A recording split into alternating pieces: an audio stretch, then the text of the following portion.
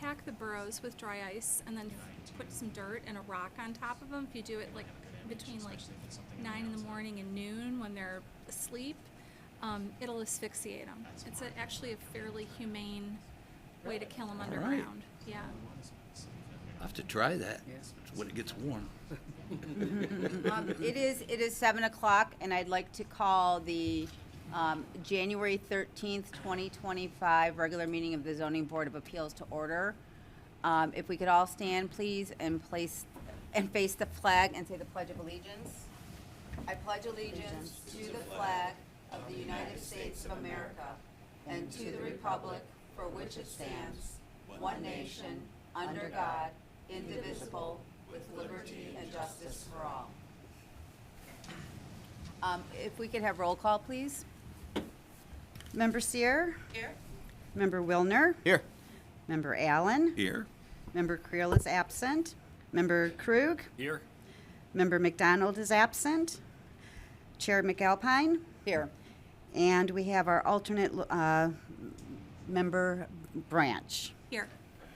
So we do have a quorum. We can go ahead and proceed. Yes. Next up would be the approval of the agenda. We all received that in our packet, and if anybody has any questions or revisions, we could entertain those now. If not, we will take a motion to approve the agenda as provided. So moved. Support. All right, we have a motion and support. All in favor of approving the minutes? Aye. Aye. Aye. The agenda has been approved. Next up is the approval of the minutes. Hopefully everyone has had a chance to review those. If there's any questions, additions, revisions that we need to make, we can also entertain those. If not, we'll take a motion to approve the minutes from our last meeting, which was October 14th. I'll make a motion to approve. I'll second that. Okay, so we have a motion and a support. All in favor of approving our minutes from our meeting on Monday, October 14th, 2024, please say aye. Aye. Anyone opposed? Okay, our meeting minutes from the October 14th, 2024 meeting have been approved. We don't have any old business, so we can move on to new business. First up is application PBA 0125. It's Green Electrical Systems representing Salon Legato at 3176 12 Mile Road, parcel 250745336, located at the north side of 12 Mile Road between Griffin and Gardner in the downtown district, and they are requesting a sign variance. If you could please just give us the background on their request, please. Certainly. The applicant is requesting a non-use sign variance to allow for additional signage in the rear of the building. Per Berkley City Code, Chapter 94, signs, 94-7A, number permitted. For each side of street frontage, one sign requiring a permit shall be permitted. Signage at the rear of the building is permitted to be an identification sign per City Code, Chapter 94, signs, 94-4, exempt signs. There is no permits on record for the existing rear sign, nor any variance on record to be allowed. The rear sign at 3176 12 Mile Road is considered an illegal nonconforming sign. There are permits and documentation on record, which is included in your packets, for the different businesses at this parcel for front signage, along with the two that have identification signs showing the rear signs meet the exempt sign ordinance. For a variance to be approved by the Zoning Board of Appeals, it shall meet the standards of Section 138-606 of the zoning ordinance, based on findings of fact. We request the Zoning Board of Appeals to determine if there are unique characteristics of the property and the applicant demonstrates a practical difficulty in order to grant a non-use variance. Motions for approval and denial have been included in your packet. Thank you very much. Does any of my fellow commissioners have any questions regarding the applicant's request? Yes. Yes. By our ordinance, each situation like this, they are allowed a rear sign, but it cannot exceed 6 square feet, correct? Correct. Okay. I just wanted to clear that up. So, I do have a question. So the sign that's up there now, with their name on it, Is that what they're trying to get the variance for, something they've already put up? The other is, do they have the legato sign on the rear already? Okay, so I know last time I looked at it was the previous business sign was still up there. They've been, the frame for the back awning area there is measuring 15.5 square feet. And through the times of the different businesses that have been there, they've gotten their front signage, but never anything for the rear. And technically in the rear, you can have an identification sign not exceeding 6 square feet. So that would be not the frame of the sign, but their logo, their basically identification sign is either the address or the name of the business. So that would be what It's not would the be permitted. frame, you don't count the frame, you count the letter. Yeah, So, it would just be the verbiage, the name of the business. did they just move in there? Or They just recently got a business license, yes. and so you said, sorry. No, you're good. There was, 2 other businesses have an exempt sign ordinance. What is, So under the sign ordinance, chapter 94, under exempt signs, there's like markers, identifications. Some of those signs are exempt to where you don't have to have a permit or anything for those signs. So those other businesses, they have an awning, and the signage that is on the awning is less than 6 square feet. got it. Okay. And the frame was already there with a sign on it from the previous business? From previous businesses, yeah. Okay. So are there any other questions? If not, before we call up the petitioner, I just want to make sure that I state, in order for us to approve their request, we need to find finding of the 5 following criteria. Number 1 is the need for the variance is due to the unique circumstances or physical conditions of the property. The need for the variance is not the result of the actions of the property owner or previous property owners. Strict compliance with the ordinance will unreasonably prevent the property owner from using the property for a permitted purpose or will render conformity with those regulations unnecessarily burdensome. Number 4, the requested variance is the minimum variance necessary to do substantial justice to the application as well as the property owners. And the final one is the requested variance will not adversely impact the surrounding properties. So those are our 5 criteria that we meet, and then as we do discuss our, go through our discussion when it comes to that point, if we can just keep those in mind, that would be great. And at this point in the meeting, since there are no other questions, I'm going to go ahead, and if we could have the applicant please come to the podium, state your name and address for the record, and then tell us a little bit about the request, please. Hello. We'll see how this. I'm tall. That's not my name. Mike Stevens. I'm with Signorama in Troy, representing Legato Salon. So we are the sign manufacturer, essentially. Green Electric is our installer, our licensee on our staff. So, so this all kind of came about. So we did the front sign, on the building, and they had a rear sign that, obviously unbeknownst to me, we didn't do the sign initially. We were hoping to do a face change or a face replacement on the existing cabinet or frame, as you were mentioning. This was in place from initially. Copycats, I can go as far back as that, where Copycats had actually had that sign up there first. So I believe they would have been the initial company who would have put that sign cabinet up there. Since then, that was changed to Desenio Salon, and now Legato, who has moved into that space. So, with the parking lot back there, the 6 square foot, I understand that rule and regulation. I would believe the Dance Works certainly complies with that. They have graphics that are on an awning. Anytime Fitness, just in my opinion, I think that's probably straddling the lines of 6 square feet. But then when you look at the businesses east of that, and that plaza where you have El Patio, Twisted Shamrock, and Size Up Supplements, to name a few, those are certainly over 6 square feet, and all of those businesses have signage that's on the rear as well as the front of the building as well. So being a parking lot with a lot of their customers actually coming in that area, and also being for public parking as well, I believe that the need to have a secondary sign on the back side of the building would be just as important as one on the 12-mile sign as well. Okay. And I'm here for any questions.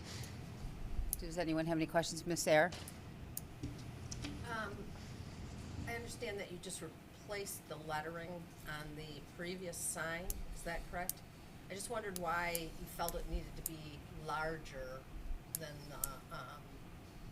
the 6 square feet. So the sign itself is actually a cabinet or an aluminum box, if you will, where a lens or a panel, one entire panel slides in and slides out. So that existing housing is roughly 21 inches by 108 inches. So you would have to, basically make a panel the same size as what was there. Now, could the text inside that area be considered to be 6 square feet? That would be a possibility to discuss with the client if that was where we needed to go with that. So not necessarily counting the size of the panel, but the actual verbiage or the text copy. So Which is how we take our measurements. word it. So, did you get a permit? You got a permit for the front sign? yes, we did. That sign's already been up and done. So when you did the rear sign, did you just? The rear sign was after the fact, yes. There was discussions about removing it completely, but being already up there, it was a pretty easy cost, for the client to absorb. So Did you think you didn't need a permit, or you just didn't bother to check, or didn't want to get a permit, or for the rear sign? we didn't do anything on the rear sign. So Somebody did. Somebody changed. It's a banner. yeah, we did not. It's just temporary. I got it. So Oh, it's only a banner, okay. Yeah, it's just up with Velcro. We had to tell our clients. Got it. Got it, okay, that makes a Looks lot. pretty good. yes. Okay, so Okay. it's up there as a temporary measure until we go through this process, okay. And actually, they're proposing, if I can speak, the sign. If you was- could come to the podium and state your name and address as well, please. Well, you can, but thank you. So And your the name, the too. lettering I just took Wait, from our Can we previous. just your name name. and Oh, I'm address? Diane Cassidy. I'm here on behalf of my daughters, Okay, Carolyn I and just still Sheridan need your address, Cassidy. please. 445 West Oak Ridge, Ferndale, Michigan. Okay. The banner, the lettering that we've approved, hopefully that you'll see, approval to, is much smaller than what the banner has representing right now, substantially smaller. That one, I made to surprise my girls, so, our customers could find us on day one, from the back entrance, so.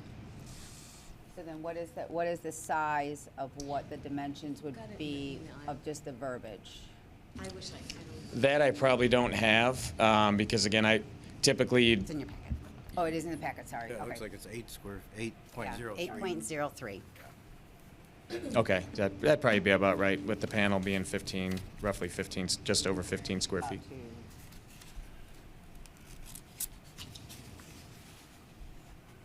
Does anyone else have any questions? Okay, thank you. At this point now, we will Thank you. close this portion, and I will open it up to the public. Seeing as there's no one here in the audience, we do not have any communication as well from anyone? No communication. Okay, perfect. So we will, we've opened it to the public, and we have closed it just as quickly. If we can go ahead and have discussion regarding this amongst ourselves, we'll entertain that.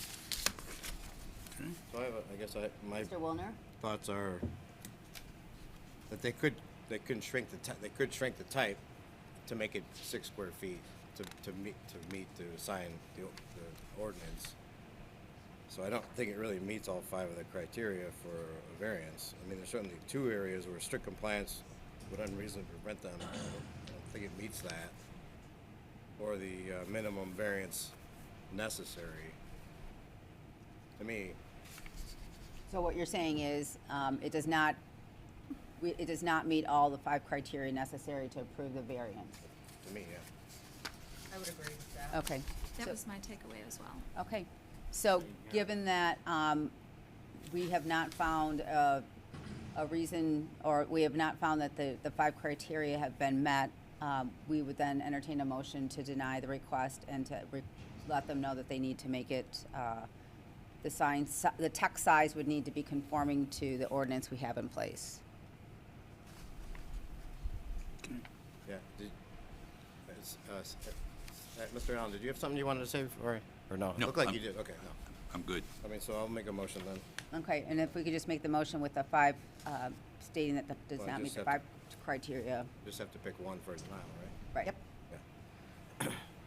All right, in the matter of PBA 01253176, 12 Mile Road, parcel 042507453036, motion to deny the requested variance from the City Code Chapter 94 signs, Section 94-7A of the City of Berkeley cites codes to grant the allowance of additional signage where each sign of street frontage, one sign requiring a permit shall be permitted as required that does not conform to the applicable city code regulations. Based on the following findings,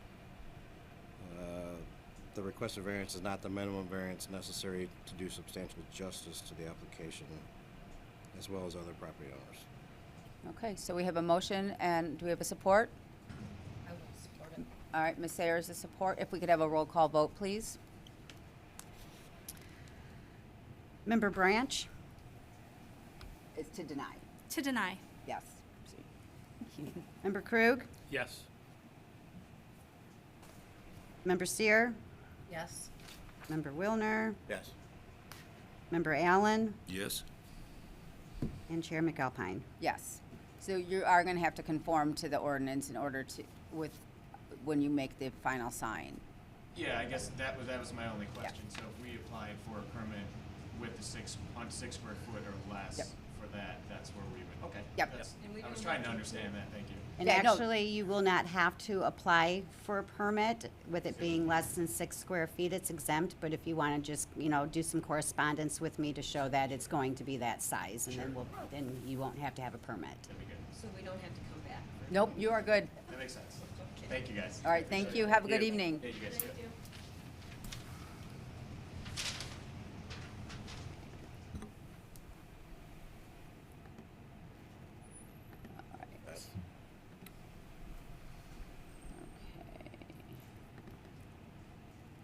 All right, moving on. Other new business, looks like there's a change on our meetings for amending August and September for this year. Yes, as we approved the calendar schedule for 2025, it was before the city council had approved theirs. So once they got their schedule approved, I was able to go back through. The original one for August, that was August 12th, which was a Tuesday, can now be moved back to our regular Monday, August 11th. And then September 9th will have to be moved to, it will have to be moved to Tuesday, September 9th, I'm sorry, because the council has a meeting Okay. on September 8th. And this is more just for our information. Just do for we- us, we have to approve Okay, we okay, have to okay. approve those changes for it to be, Okay. yeah. So I just need a motion to entertain the changes made from our August meeting date and our September meeting date. So moved. Mr. Allen? Second. All right, support. All in favor of the motion to change and accept the new proposed meeting dates for 2025? All in Aye. favor? Aye. Okay, anyone opposed? All right, we are good with that. And then the staff board member report? Mr. Heinonen? I don't have anything tonight, but I hope you had a happy holiday and good luck in the new year. Thank you. Same with you. Anything from you? Yes, let's see, Community Development Monthly Reports for October and November 2024 were in your packets. Zoning ordinance on the rewriting, that final draft is going to the Planning Commission on January 28th. And as they do their approval and move it, it will then go to recommending approval to the council. It will go to 2 readings at council. It will be the second meeting in February, and then the first meeting in March, and then would take effect, 30 days after that. So you're looking at like the beginning of April for it to go into effect, if it moves all through. Please. Alternates, we still need one more alternate. So anyone? Evaporated Yep. And then as far as next meeting, there's no cases that were applied for, so there's no meeting in February. Okay. All right. Perfect. All right, well, thank you very much. I will now move on, and seeing as there's no one from the audience here to make any public comment, I need a motion to adjourn our meeting. Motion to adjourn. Oh, sorry. To adjourn? All right, we've got a motion by Ms. Sayre and a support by Mr. Wilner. Can we have a roll call? Do we need a roll call? All in favor of adjoining our meeting for January 13th, 2025, please say aye. Aye. Aye. Anyone opposed to adjourning? All right, we are done. All right.